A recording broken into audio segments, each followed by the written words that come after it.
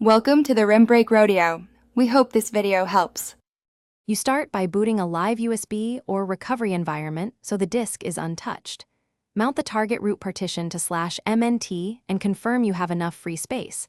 This prevents partial restores. Once mounted, run Timeshift list or inspect /timeshift/snapshots to find the snapshot timestamp and type. Choose the snapshot that matches the configuration you want to restore.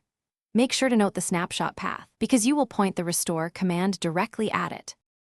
With the snapshot chosen, stop any running services that might interfere, and unmount separate mounts such as /home or /boot so they do not overwrite during restore.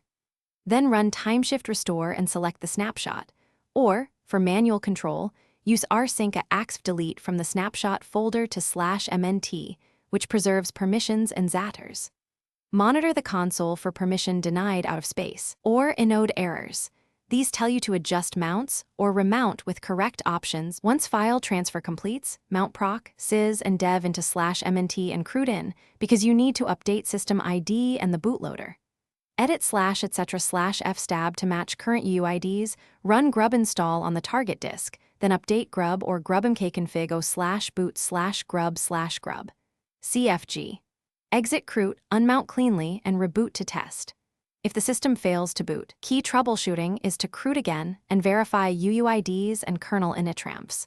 Reinstall grub and regenerate initramps. This fixes most boot issues.